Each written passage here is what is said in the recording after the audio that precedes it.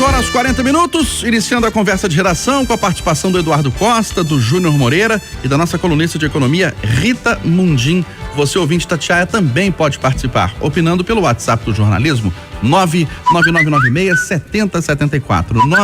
99996-7074. Você manda pra gente uma mensagem de texto com a sua opinião. Não esqueça de colocar o seu nome, o bairro ou a cidade de onde você está falando. O Supremo Tribunal Federal dá prazo para o governo federal informar datas do plano de vacinação contra a Covid. Cientistas dizem não terem sido consultados sobre o programa. Enquanto isso, Estados Unidos e Canadá começam vacinação contra o coronavírus. Eduardo Costa, bom dia, ótima semana.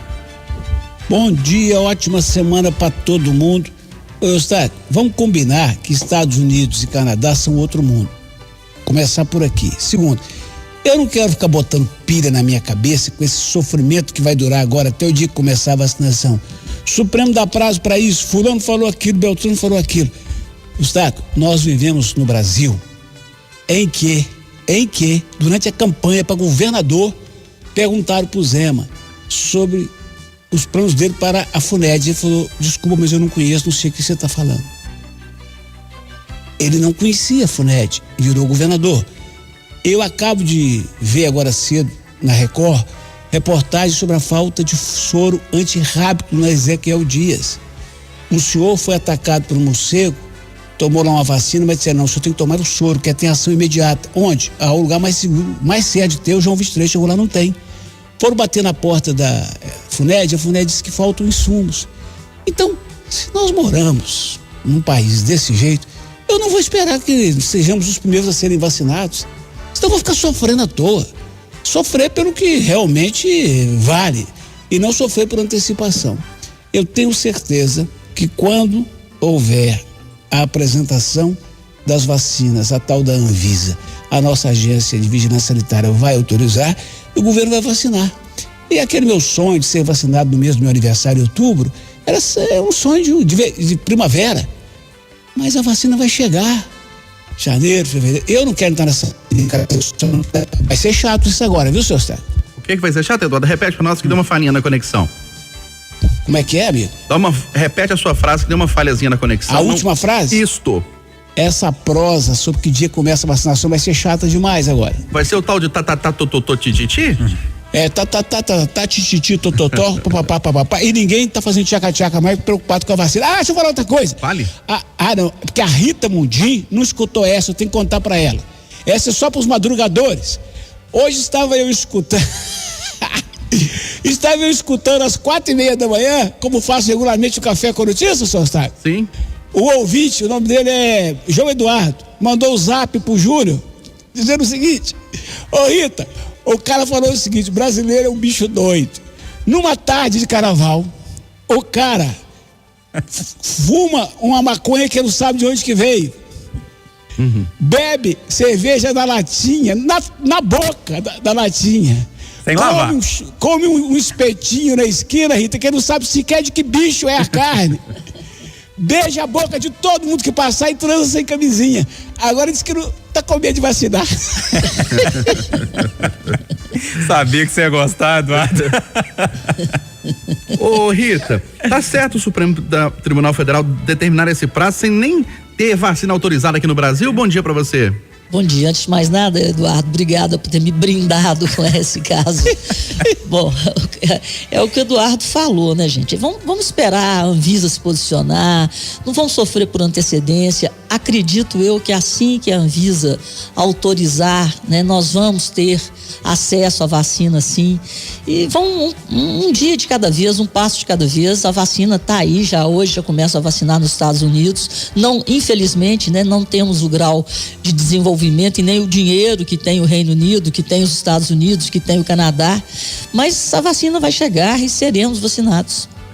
E você, Júnior Moreira, acha que o Supremo exagerou um pouco ou não? Porque a gente fala que decisão judicial a gente não questiona, a gente cumpre, né? Mas não tem nem vacina autorizada aqui. Bom dia mais uma vez. Bom dia para todo mundo. Pessoal, o meu problema não é nem com a data. Eu fui dar uma olhada lá no Plano Nacional de Imunização contra a Covid-19. Eu fiquei um pouco assustado com os números, sabe? São 193 páginas. Você consegue lá no site do Ministério da Saúde, tá lá.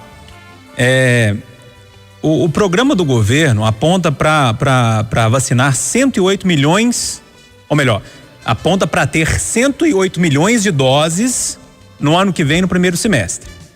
Aí eu fui fazer a conta, né? Somos 212 milhões de habitantes. Só que a vacina vai precisar de 2 doses. Então a gente tem ali, entre perdas, né, e a necessidade de aplicar 2 doses, a gente tem mais ou menos 50 milhões de doses para o primeiro semestre. Para a gente alcançar os 70% que os médicos falam da imunidade rebanho, que eles chamam, a gente precisaria vacinar 148 milhões de pessoas. Ou seja, o problema não é a data, é a quantidade de doses. Resumindo a prosa, nós vamos passar o ano que vem sem que a nossa população seja vacinada, por esse plano que foi divulgado, pelos números que estão colocados. Então, meu problema não é nem o dia que vai começar, é saber que no ano que vem, pelos dados colocados no Plano Nacional de Imunização contra a Covid-19, a nossa população não terá imunidade em 2021. E aí a gente sabe o que pode acarretar, né? Ainda uma hora ou outra um fechamento, uma questão econômica. Então o problema, desculpa o ministro Lewandowski do Supremo Tribunal Federal, o problema não é início. O problema é que nós não vamos ter a vacina para todo mundo que precisa o ano que vem. Esse, para mim, é o grande problema e todo mundo está deixando de lado. Ô Júnior, o Datafolha revela que o presidente Bolsonaro mantém a melhor avaliação desde o início do mandato e a maioria dos brasileiros acredita que as mortes na pandemia não podem ser colocadas na conta do presidente. Eustáquio, essa pesquisa Datafolha é muito interessante, muito boa para o presidente Jair Bolsonaro. Tava dando uma olhada, eu adoro os números, né? Quando você começa a analisar os números assim, eles mostram diversas nuances e diversos lugares que você pode ir que são muito interessantes. Se a gente for pensar, 37% ótimo ou bom, ou seja, que avalia super bem o governo do presidente Jair Bolsonaro. São mais 29% de pessoas que acham o governo ali regular, tá na média, passou ali com a nota 6, vamos supor. Eu considero que essa pessoa que acha o governo regular também votaria no presidente da República, né? Apenas os que acham que o governo é ruim ou péssimo que não votariam. Então, se a gente for pensar, 37% mais 29% são pelo menos, tirando ali a margem de erro, 60% da população que coloca o governo do presidente Jair Bolsonaro como um governo que ele votaria novamente em 2022. E se a gente for olhar para 2022, o cenário de hoje, a gente precisa lembrar sempre que pesquisa é retrato de momento, o cenário de hoje para o presidente Jair Bolsonaro é muito bom. E os adversários vão ter que ralar muito para conseguir reverter essa situação aqui. E a sua avaliação, Eduardo Costa, sobre essa pesquisa da Datafolha? Ô amigo, seguinte, o peixe morre pela boca e as pessoas num país pobre como o nosso dependem muito do estômago.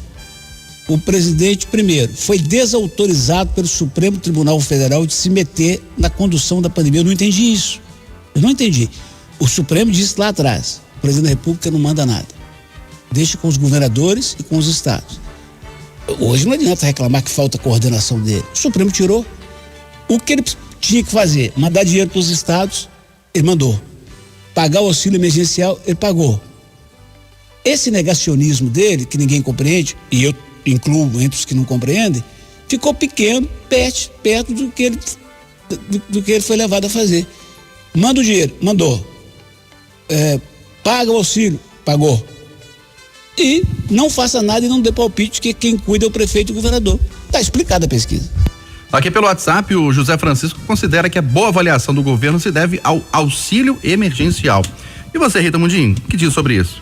Olha, eu falei aqui e repito o sucesso das medidas que foram adotadas e tomadas pelo Ministério da Economia e pelo Banco Central.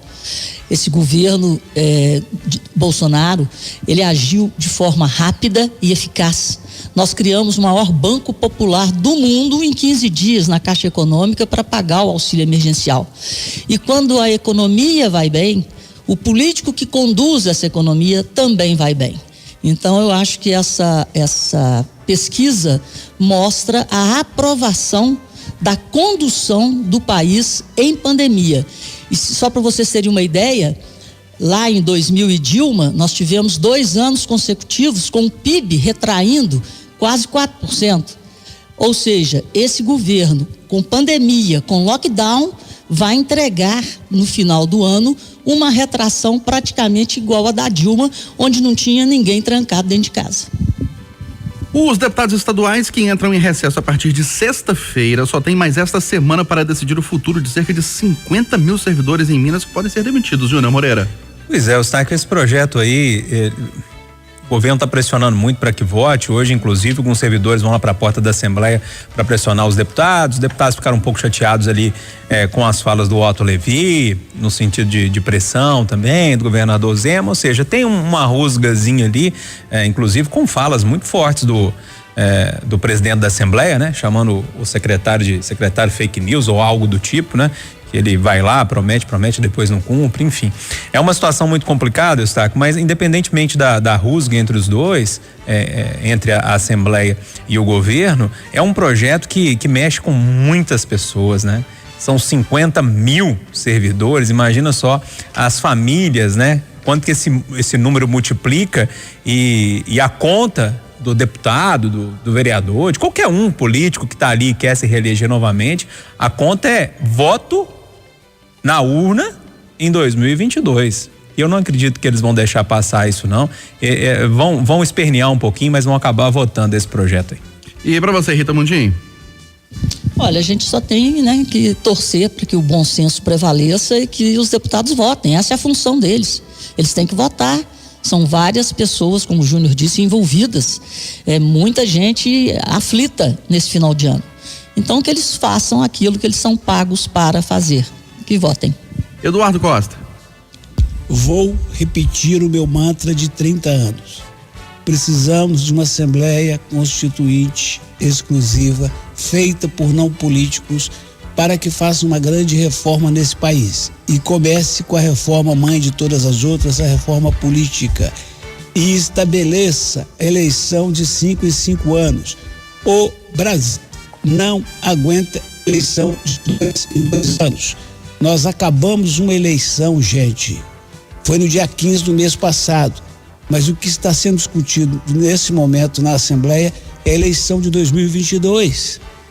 Já tem chapa, gente. Dizem as boas línguas, que é Calil, governador, Agostinho Patrus, vice, e o Adal Clever, que se candidataria a deputado para voltar a presidente da Assembleia. Os caras já estão trabalhando nos bastidores. Os caras não vão dar a menor trégua para o Zema e vão complicar tudo que puderem. Se o Zema tiver com muito dinheiro nosso e liberar verba, emenda para os deputados, ele aprova alguma coisa. Se não, não vai aprovar nada em 2021 nem 2022. Os caras também estão com bronca por causa do jeito arrogante, ou digamos, pouco político de ser do governo Zema. E que os deputados falam, eu quero isso, eu quero aquilo, o secretário, eu quero isso, quero aquilo, mas não vai lá prosear aquilo que eu já falei, um desejo, um Feliz Natal, um bom aniversário, um trem desse. Entendeu? Eu tenho um caso concreto, Eustáquio, do meu amigo João Vitor Xavier, que troca ideias comigo em momentos críticos que ele tem que decidir. Ele tinha a reforma da Previdência pela frente, teve a humildade, falei, Eduardo, o que eu faço? Como é que eu faço disso aqui? Falei, João, você vai pagar um preço junto aos servidores. Ainda mais que você vai ser candidato agora. Mas a boa legislatura, a responsabilidade, diz que tem que estar com o governo. E o João, mesmo, ele não reclamou isso comigo não, tá? Eu que estou falando. Mesmo nunca tendo recebido um bom dia, uma boa tarde, um abraço do governo do estado, foi lá e votou. Outro dia, pós-eleição, eu conversando com ele, e você falou assim, durante a campanha, te desejaram pelo menos boa sorte. Eu falei, nunca ninguém do governo falou comigo. Peraí, você não faz política assim não, senhor. Alguém que estiver escutando aí, Itatiaia, agora, vai dizer assim, mas o Eduardo quer dizer então que é tudo na base do toma lá da cá. Pô, gente boa, não sejamos inocentes, é assim. E esse governo do Zema, para boa parte dos deputados, acabou, os caras já estão de olho em 2023, ou seja, depois da eleição de 22. O Zema vai sofrer. E nós vamos pagar o preço. E esses funcionários, para fechar a prosa minha que está muito demorada, A única salvação deles serão, meu caro Eustáquio, é a que o Júlio falou. O medo que os deputados vão ter de perder o voto deles. Só isso. Ô Rita Mundinho, mudando de assunto aqui, ó, Minas Gerais tem mais empresas abertas do que fechadas durante a pandemia. Como foi possível isso no momento de crise econômica, hein? Olha, o governo Zema imprimiu uma nova marca, né, da agilidade na aprovação para abertura, e ele também fez com que Minas Gerais ficasse cada vez mais atrativa aos investimentos. Eu estava olhando uns números. Na sexta-feira passada, ele assinou um pacote de investimentos que vai trazer quase que 2 bilhões para Minas. E nos últimos 2 anos, já foram aplicados aqui quase 90 bilhões. Então, realmente, ele tem trabalhado no sentido de priorizar o trabalho e o emprego, facilitando, né, desburocratizando o estado de Minas para atrair investimentos. Então, nisso aí, o governo Zema está de parabéns pelo acerto, né, em fazer com que o estado se torne atrativo e em desburocratizar o processo produtivo. Como é possível explicar isso, Júnior Moreira? No momento de crise, falta de dinheiro, empresas reduzindo suas atividades e mais empresas abertas do que fechadas durante a pandemia. Eustáquio, para mim só tem uma explicação, essa história toda, né? Muita gente perdeu o emprego, pegou o dinheirinho e foi tentar se aventurar como empresário, né? Foi abrir um pequeno negócio, foi abrir uma coisa ali, outra colar. O grande problema disso tudo é que os dados apontam que essas pequenas empresas, elas não sobrevivem mais do que um ano, grande parte delas. Alguns estudos apontam até 60% dessas empresas fechando antes de completar um ano. Então, assim, de qualquer forma, é um número que precisa ser comemorado, mas na hora que a gente estratifica tudo e coloca tudo de forma mais clara, os números na mesa, me aponta para essa situação. Ou seja, muitas pessoas pegando o acerto do que foi mandado embora do emprego e investindo naquela pequena empresa. Muitas das vezes as pessoas não têm nem preparo para ser um empresário. E aí, para mim, mora um problema. E você, Eduardo, como explicar essa equação, hein? Além das razões já elencadas, o Eustáquio, durante o governo Pimentel todo, tem uma moça chamada Alessandra e os colegas dela da Associação de Servidores da Junta, e eu toda semana na rádio, a direção da Junta começou a publicar tudo. Aí o Zema botou lá agora um empresário, a empresa dele, a Casa Falsa dele tem mais de 100 anos, né? O Bruno Falso. Sim. Aí eu tava perguntando para ele, eu bati um papo com ele sábado, você abre uma empresa hoje em Minas Gerais, da sua casa, na internet, em 1 hora. Outra coisa, para não falar em detalhes, ele acabou com 5 carros que tinham lá, inclusive um Toyota bacana pro de presidente, e devolveu 7 dos 14 andares que a junta usava. Ele está gastando hoje na junta a metade do que ele gastava, seu Eustáquio. Tem petista que odeia a gente falar isso, mas o PT que estragou esse país. Vambora! 8h58 em Belo Horizonte, final do Jornal da Itatiaia, primeira edição desta segunda-feira, início de semana. Apresentação, Kátia Pereira e Eustáquio Ramos.